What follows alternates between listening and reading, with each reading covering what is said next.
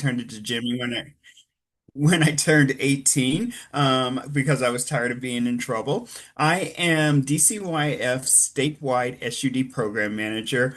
My role consists of everything pertaining to substance use disorder. That's the training for our social workers, legislative reviews, policy creations, contracts, state contracts, UAs, subject matter experts, reviewing UAs, you name it, staff consultations on supporting clients and anything to that nature. I come with a long history of substance use disorder background in history over spanning over about 23 years. I have about 27 years of lived experience. I do want to put that out there. I've had every position from managing, overseeing a detox facility, clinical detox facility, a level 18 treatment facility for severe co-occurring disorder use, to being the director of operations for the adult rehabilitation centers for the Salvation Army facilities, to actually being a social worker, a CPS worker, a CFWS worker, a FAR worker, a placement desk worker, you name it. As far as education and background, I hold my MSW and Masters of Addiction Studies, so two masters, and my independent clinical licensing with the state of Washington. For my spare time, I work with the homeless population, especially in Vancouver, Washington, providing free therapy, free service for them. I do individual therapy for individuals on the side as charity work and donation of my time. I'm also the proud parent of four adopted young men, adopted at a younger age, with they had no family to return to. They are now grown adults doing quite well. The youngest is 21 and my middle one is 23, and he just announced to me the other day that I am going to be a first-time grandfather. So really excited about that. Really excited. So yeah, thank you so much. It's an honor to present to you guys. I know some of the amazing work that you guys do, but I don't know all of it. I know that you guys do more than I can possibly ever imagine. So hopefully you'll have some great questions so that I can help make your life a little easier when it comes to substance use disorder. All right, so let's go ahead and move on to our slides here. So let me put my spectacles on so everything's not as blurry. So why this training exists?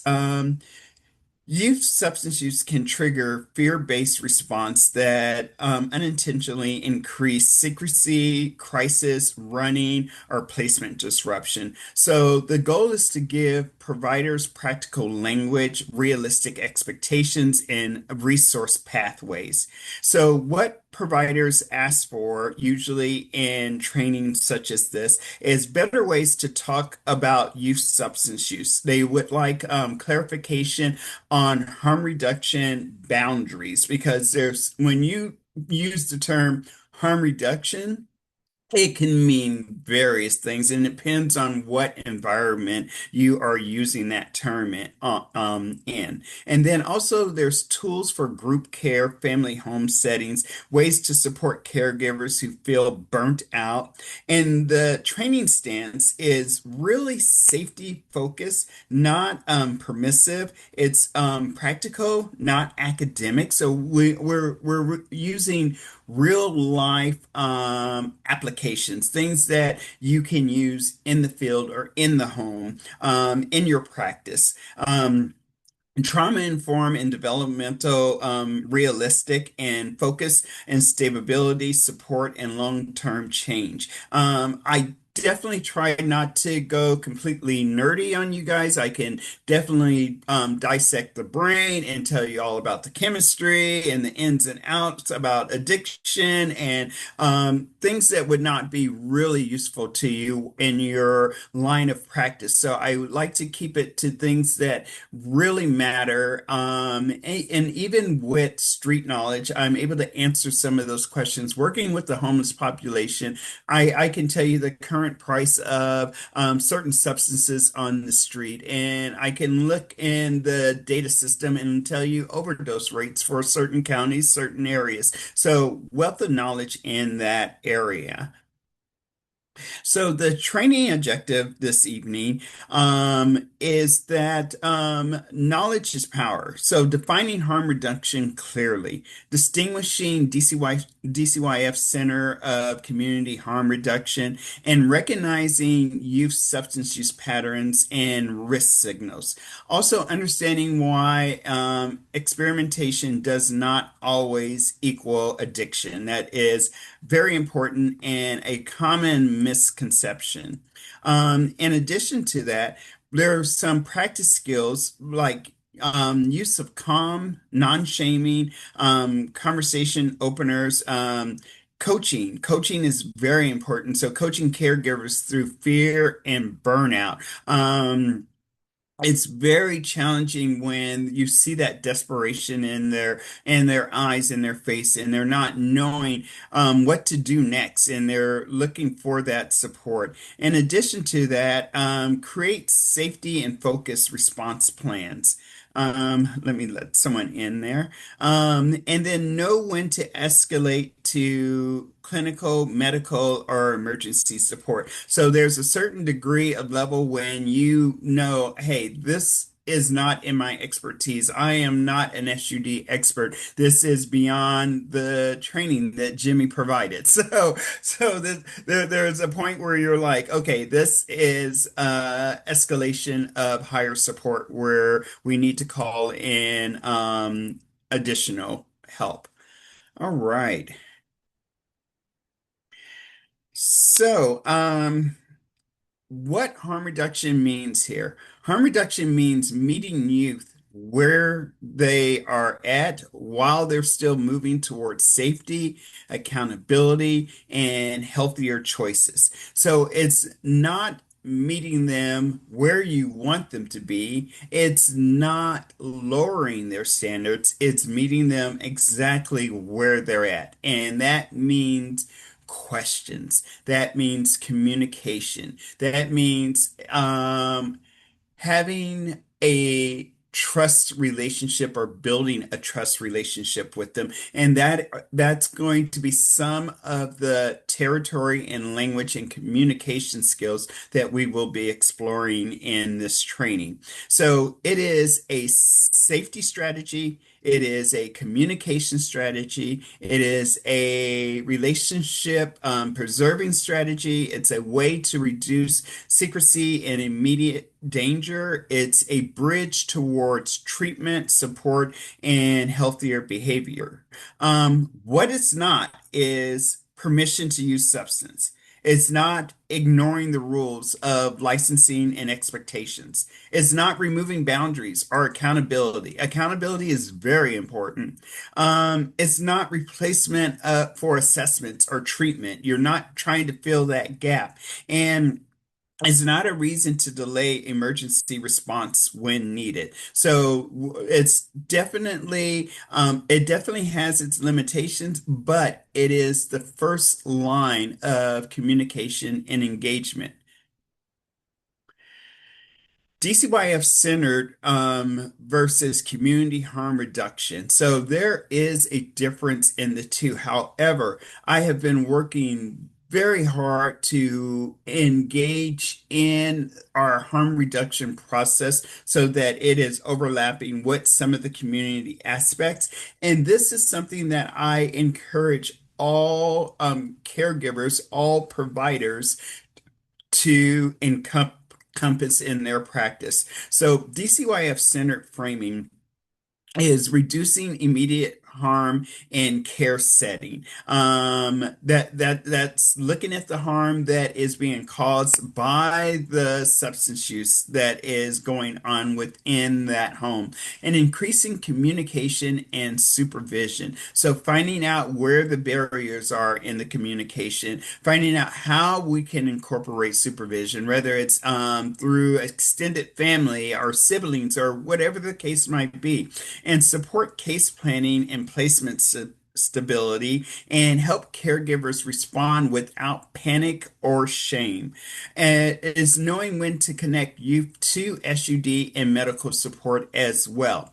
The way that looks different from the community, but not so much with DCYF as of now, is like naloxone access and overdose response education. Now, I have lobbied with legislation. We do have funding that allows us to provide naloxone to any of our clients, any of our youth, any of our parents, any of our partners who ask for naloxone from the department. The way you receive that is reach out to me. My email is in this PowerPoint slide. The next thing is fentanyl test strips and overdose prevention material. We also provide that now, and that is also provided through me as the program manager with the department. But those are very useful, especially with the fentanyl test strips. It allows them to test substances that they are using that they might not know fentanyl is present in or being laced with. And that is very important. Most overdoses are a result of polyuse. In other words, they did not intend on using fentanyl, but they used a different substance, and somehow fentanyl was laced with that substance. So, and that's for teenage youth, that group. So be aware of that. Also, with community harm reduction, you'll hear things about syringe exchange service, safer use education, and that are legally available. The only problem with that, with most use, especially when it comes to fentanyl, it is being smoked, it is being swallowed, it's not being shot up. But there are other substances that this training will incorporate that can be shot up, and it's very important, of course, with HIV, AIDS, and different other viruses and infections, that we do provide safe equipment if they choose to use. And those are what those community harm reduction facilities are for. Low barrier outreach programs like for peer support, treatment linkage, public health resources outside of DCYF placement and settings. So sometimes the youth needs to find resources on their own, and it's very important that you provide them the linkage and the information for them to reach out, especially for mental health crisis like 988, things to that distinction. So, to provider audience, providers working directly with youth, group care, BRS, QRTP, residential, transitional living, may see behaviors directly like vaping, intoxication, counterband, running, peer influences, things like that, that are really influencing the usage and the nature of the youth placed there. They need immediate safety response and de-escalation tools as well, and they need plans that protect the whole milieu or household.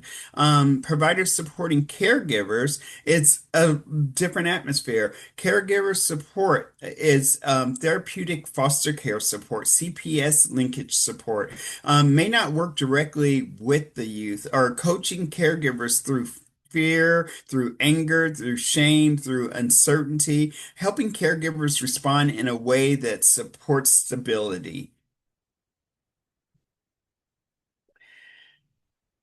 Youth use, developmental lenses. Not every episode of use means addiction. so many times I hear addiction, substance use disorder, different terminology used interchangeably. It's very important that we don't place a label or a diagnosis on the usage of substance. So every episode still deserves a thoughtful safety response regardless. And I'm not saying not to do that, but I'm saying don't assess and diagnose the severity of the usage without a proper assessment being done by a licensed provider. Possible drivers of why youth will use, and this is just a small tidbit of some of the more common ones. So do know that there are many others, but curiosity and peer influence is a big one. They want to belong. They want to fit into a certain group, and it could be just one person that they could have a crush on that is part of this group, and that group drinks or they use or they smoke, and so they want to be part of that. The other more severe draw is trauma and grief and anxiety and depression. They're wanting to nullify those feelings. They don't want to feel those feelings, so they used to cover those feelings up. And that's that emotional regulation or escape. And then there's the family history or normalization of use. So mom, dad, uncle, siblings, they've been immersed in that environment that it has become normal. And they see that it is common, it is normal, it is okay, at least within their household, within their family. And then there's the social media and availability.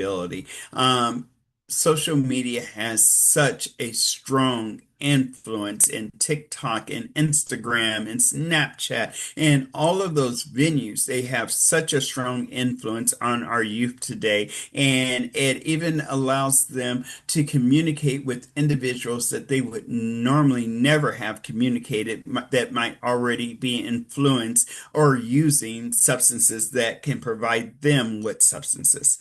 So risks increase when use becomes frequent or secretive.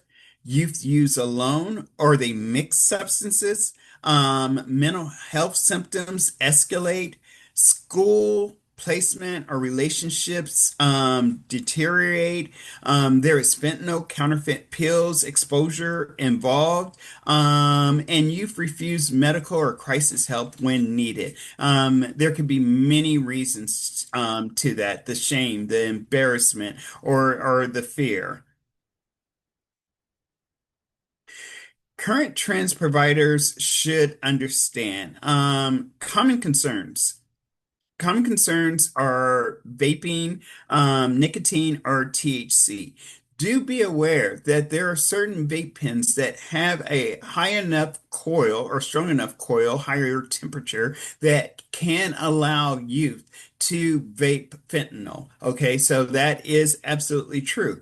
Edibles, high potency, cannabis concentrates, that is also something to be aware of. Counterfeit pills that may contain fentanyl, alcohol use at parties or with peers, mixing substances without understanding the risk. Okay, so the youth sometimes have this invincibility attitude that, hey, they can mix different substances and they would be able to survive, but we, without realizing the mortality that actually exists.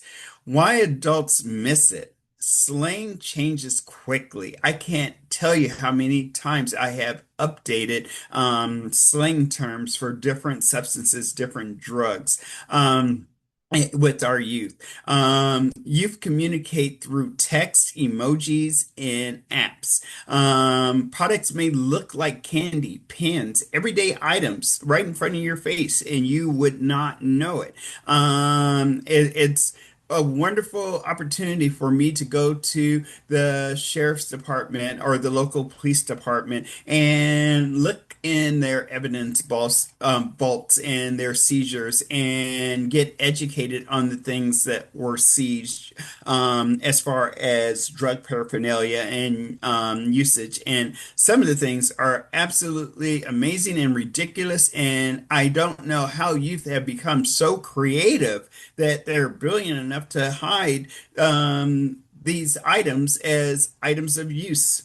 Um, Youth may hide use to avoid punishment as well. We know that, and adults may rely on outdated drug cultures or assumptions. So one thing that I always encourage, look at the training dates that are given to you on the PowerPoints on the display. Make sure it doesn't say something like 2016 or 2014. Make sure that you're receiving up-to-date data when you are receiving current trainings. Okay. Youth caregivers conversations we want to create. The message is not, I approve. Okay. The message is, I care enough to talk honestly, to keep you safe, and to stay connected. What you need to hear is, you can call me if something goes wrong. You need to be very non-judgmental. Let them know that you're there for them. I may be upset. That's transparency, but I will help you get safe. I will help you be safe. I will get you back to safety. I want honesty more than I want a perfect answer. I don't need you to make up a story. I don't need you to tell me what I want to hear. I need you to tell me what you want to tell me. That's what you need to hear from them. That's what you need to say to them. We still have rules. That's drawing the boundaries, but I am not giving up on you. That's the unconditional care. That's the unconditional loving. What adults may need to practice: staying calm before asking a question. There's a therapeutic technique called pause. I encourage you to look it up. The acronym is amazing. Separating fear from fact. Avoiding shame, heavy language. Sometimes it's mixed in and we don't realize that we're using it, especially when we don't separate the usage from the individuals. Okay. Naming boundaries clearly. Youth are constantly confused on boundaries and following through without humiliation. Scripts for providers and caregivers. These are excellent phrases to lean into. Instead of saying, "What is wrong with you?" Instead of saying, "You are throwing everything away." Instead of saying, you better never do this again. You cannot be trusted at all. This placement is done if you mess up again. Try saying something more humanizing, more normal, something that is supportive. Help me understand what is happening. I am worried about your safety right now. Let's talk about what needs to change tonight. That's that one day at a time. Trust can be rebuilt step by step. We are going to address this without giving up on you. Those are the things that they need to hear in those moments of crisis.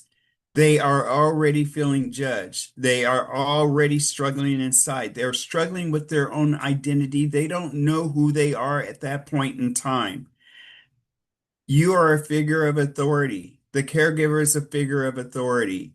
They are trying to stay open-minded enough to see if there's anything tangible you can provide to them at that moment, or should they completely shut you out and turn to their friends.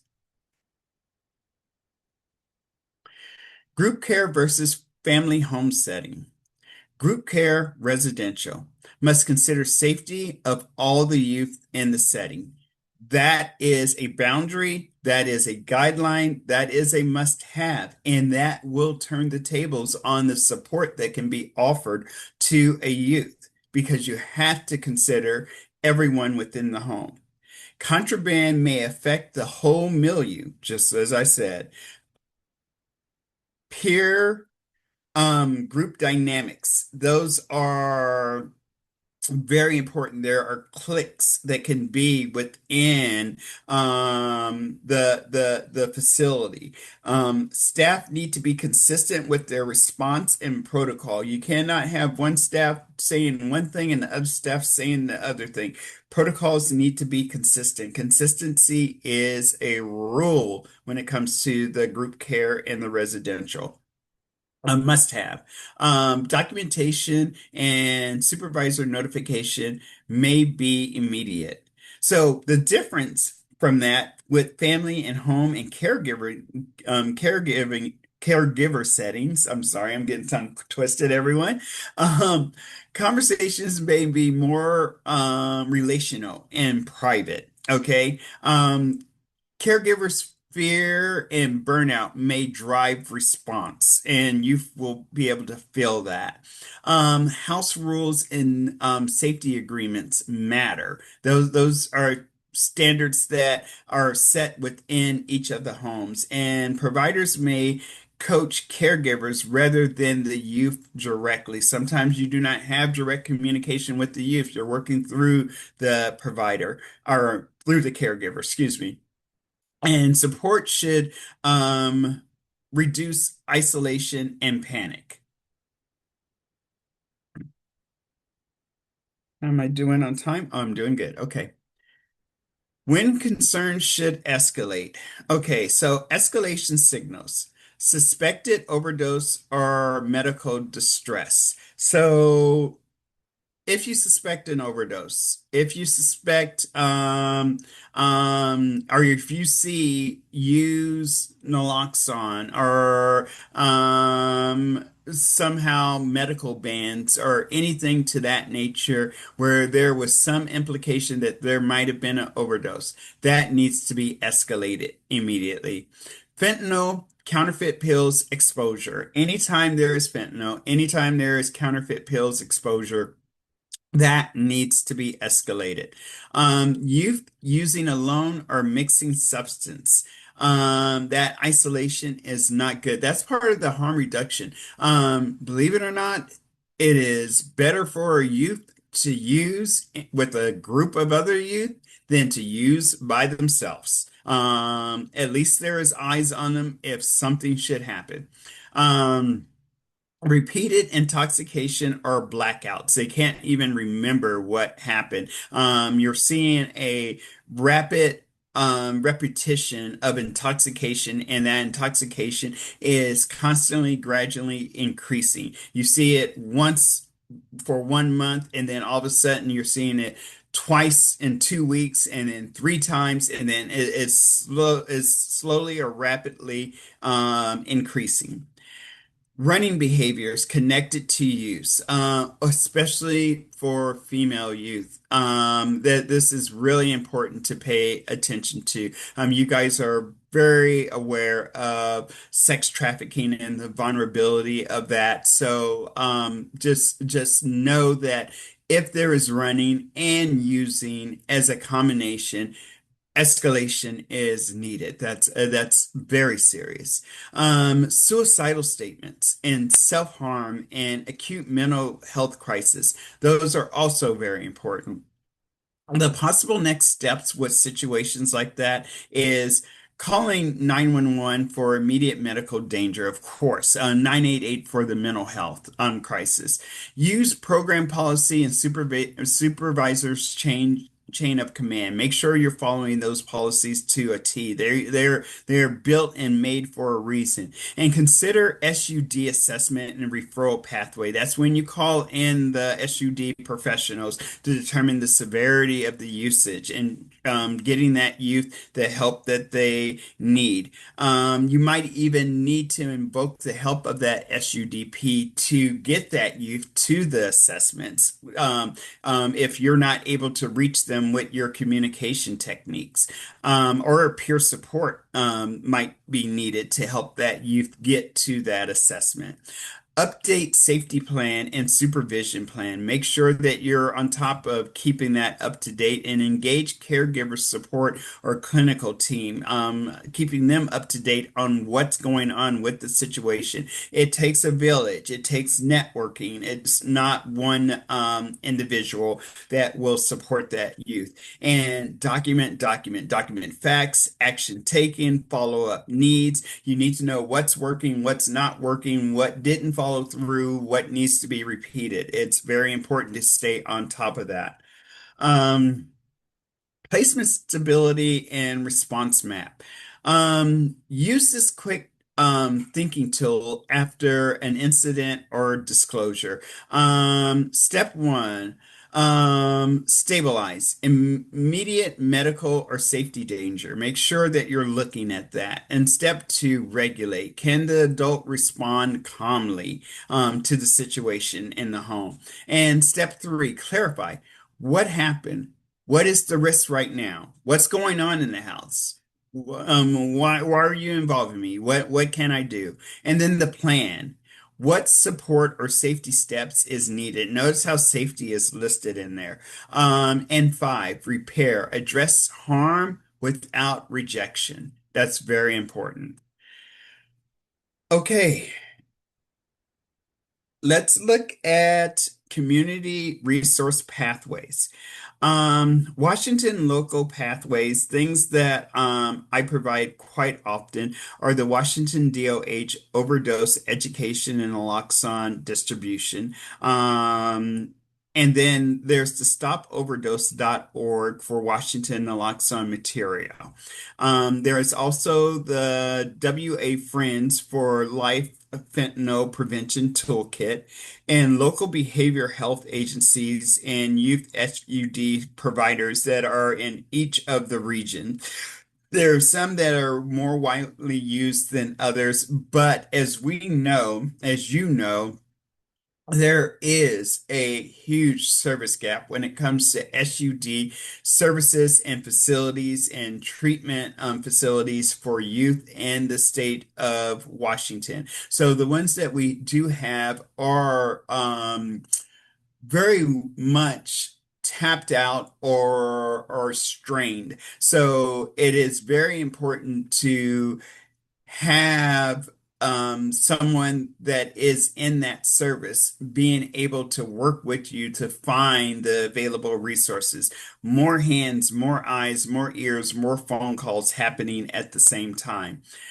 School-based preventions, intervention supports where available. And then there's the national ones that you guys are aware of, like SAMHSA National Helpline, findtreatment.gov, SAMHSA Overdose Prevention and Response, and the CDC, Free Mind Youth Substance Use, and the National Institute on Drug Abuse. Those are all national materials that are commonly used.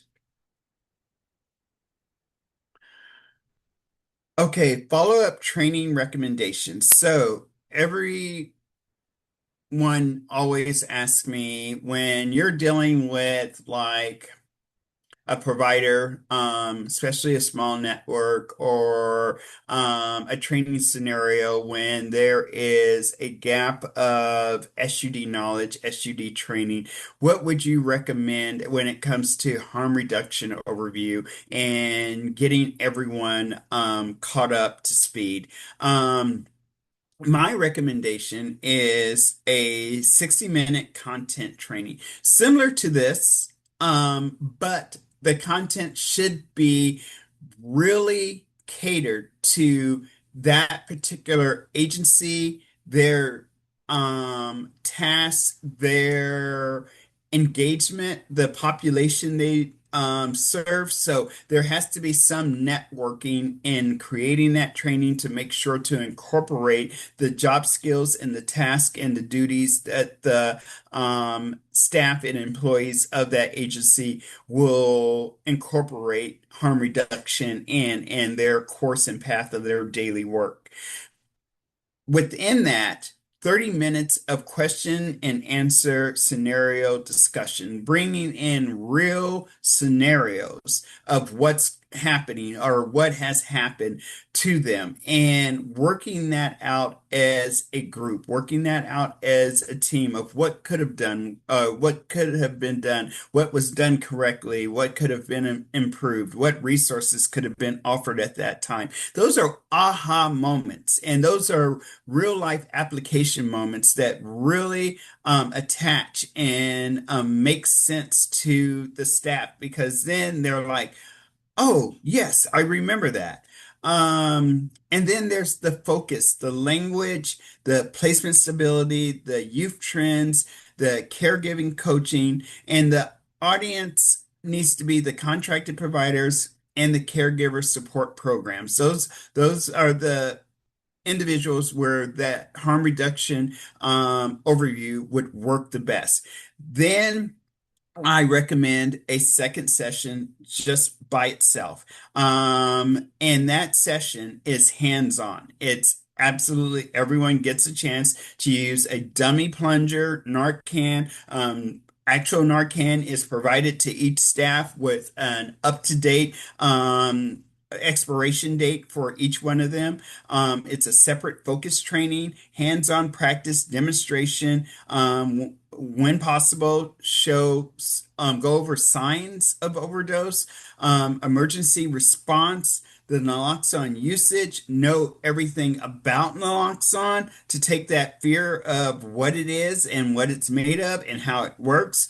Follow-up care after giving the naloxone, the Good Samaritan law, protecting individuals from giving naloxone, and this should be given to the direct care staff, the case aides, the group, and interested partners. There is no one that should not have it. Okay. And how many doses of naloxone you need to have available according to certain drug trends. I mean, like for example, right now it's taking anywhere between 6 to 8 doses to reverse overdoses on the street. That's how strong fentanyl has become. Okay, possible scenario discussions. A 16-year-old returns late to placement, smelling like cannabis. Staff also hears another youth saying there were pills at the party. The caregiver wants the youth to be removed because this is too dangerous. So, prompts of discussion on this would be something to the extent of what needs immediate safety assessment. And of course, let's find out if there's any of those pills still here. Let's find out if that youth took any of those pills.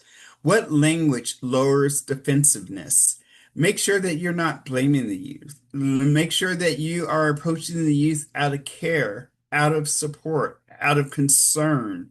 Not out of accusation and pointing fingers.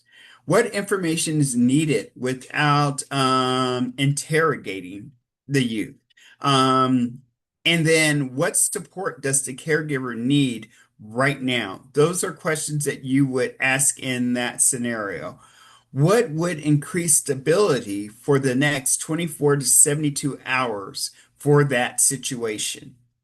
And then possible planned elements, medical concern screen and emergency response if needed, calm fact gathering conversations, supervised program notification, peer policy, temporary supervision or safety agreement, and SUD mental health follow-up if patterns or risk are present. So those are the things that could be incorporated in situations like that. And these are different possible scenario discussions that should be incorporated in your training and in your framework and used on a regular basis when wanting to refresh. How do you handle situations when drugs are present, when usage is present, when someone's under the influence or someone may be under the influence, or there is possible paraphernalia within a facility?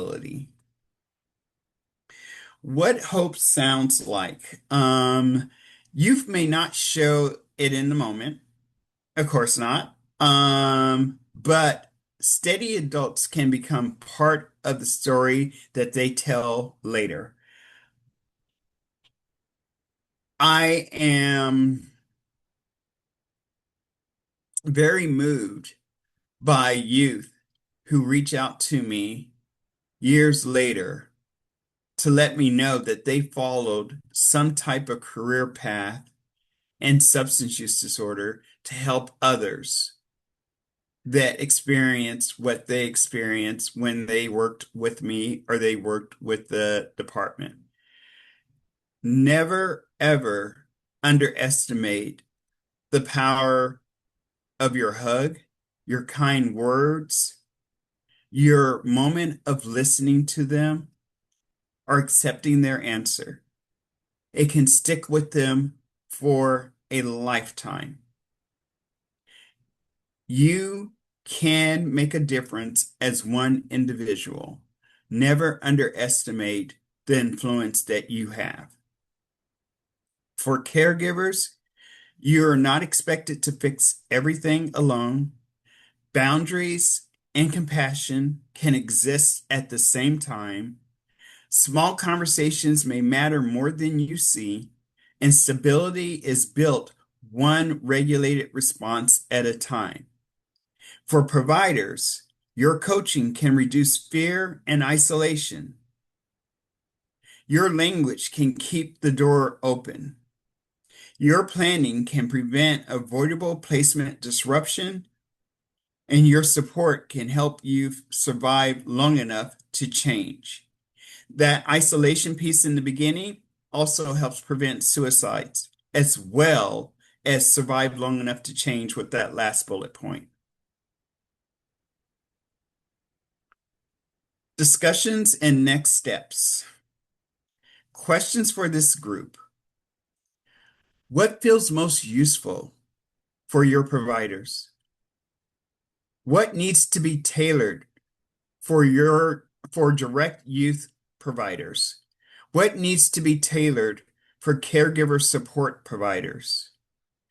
What could policy or license clarification, or where could policy and license clarification be needed? What local resources should be added? And then the steps after that would be collecting data on this presentation, which I will do as you guys are asking questions, finalizing the slide content and the resource list, because usually I come back with more resources from your questions that you ask. And if need be, I'm always willing to come back to do a scheduled 90-minute overview of any training that I provide. So always willing to support the helping team that supports youth that are impacted by substance use. This is my resource page, and I am going to stop sharing for a second so I can see you. And